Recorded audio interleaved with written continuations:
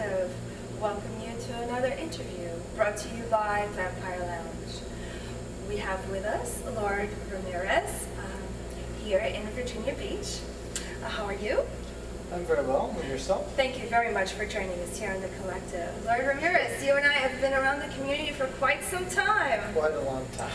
About 20 years. About 20 years. Yeah, it's scary to think, but yes. You and I have both seen many transitions and many changes in our society. What would you say has been the biggest transformation in our community over the past 20 years? I think the development of more of the households has been, certainly communities were very big cities had communities. Now you're seeing smaller and smaller areas having their own communities. And how about the internet? Have you noticed that being a big change? Yeah, that allows for a lot of changes in the communities. I think it has good and ill. I mean, obviously some of the larger websites have allowed people that aren't necessarily a part of the community to use it for problematic purposes. But it's also been a way to disseminate good information out to Absolutely. people who could not get exposure to it otherwise. Right.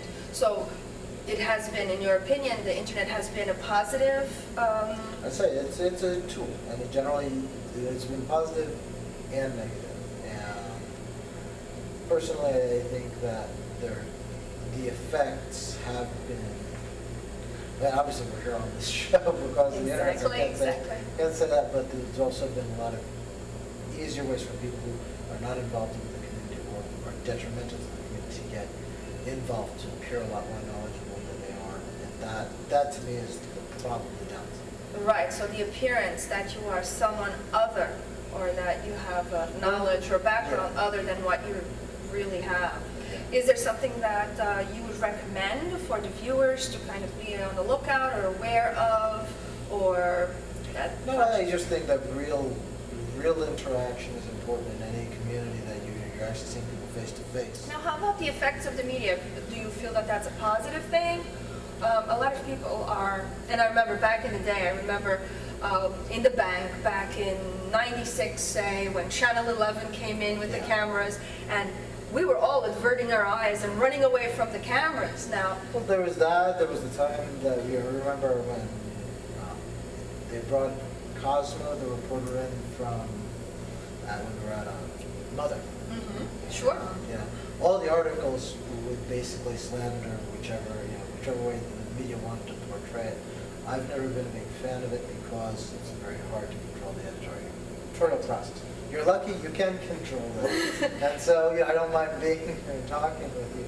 But in other circumstances, I think that the media is far more problematic. I know that locally we've had issues with people, the media being interested in us when Twilight came out. Right. I very strongly encourage people not to be involved in that. Right. It's always very advisable to shy away from the media, simply because in most programs you don't have a word on what the final cut is.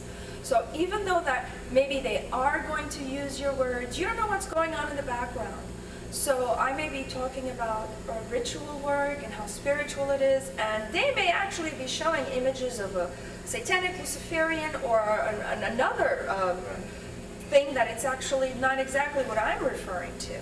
So it's the message they want to portray, and that's what we have to kind of be careful of.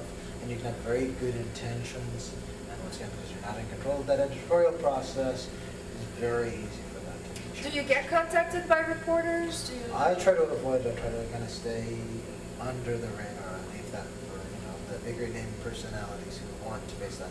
I'd rather deal with the real people, the real members of our kind, and deal with them directly.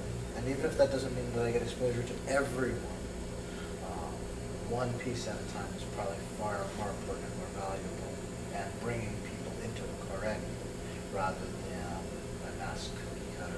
Obviously, the books that were produced in those days and even now can't cover everything that we are. Absolutely. And there's also a lot of other good books out there that aren't getting a lot of publicity because they're not either written or endorsed by the big names. Right. And so because that's not happening, some really good books that may be out there don't really get as much as exposure as they possibly should. Yeah.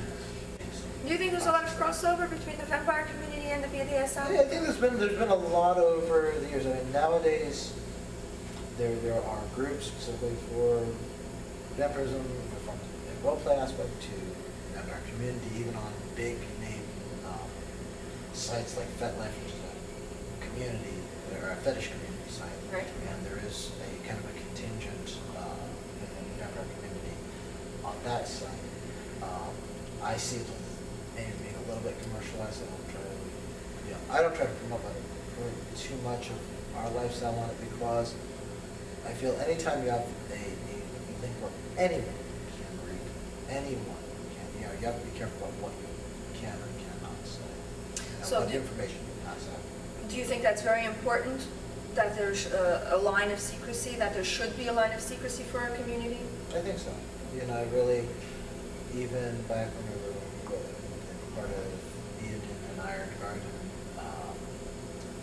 I think we were aware of both the benefits of having a group and the potential problem. I think one of the things, it wasn't a scripter, it was one of the others who was in that group who was other, and weren't necessarily a vampire, that was drawing a little bit of drama within that group, and actually helped split up households. So having that secrecy allows for a little bit of selectivity, and I'd rather see quality versus quantity. Exactly. So I don't care about having 2,000 people show up for something in the community.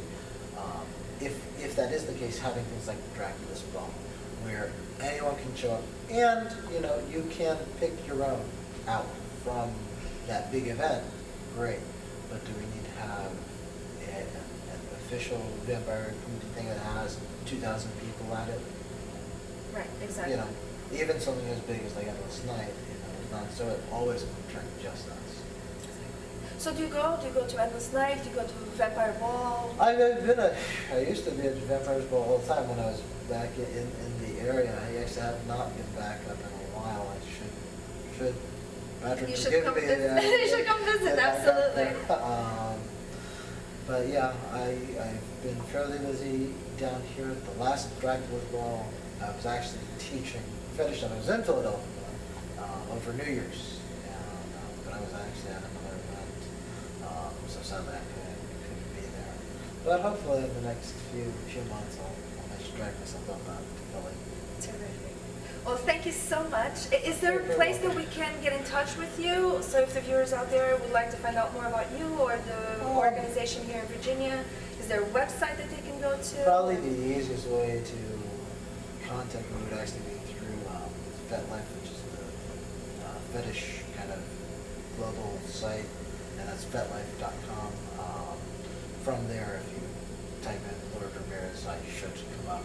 That's pretty much a pretty easy way to get it. Excellent. Thank you so much for being on the collective, Lord Thank Ramirez. you for having me. It's been great seeing you. Thank you. It's great seeing you too after so many years. And thank you all for being with us here on The Collective, brought to you by Vampire Lounge and House of the Dreaming. Don't forget to subscribe so you can get our next issue of The Collective.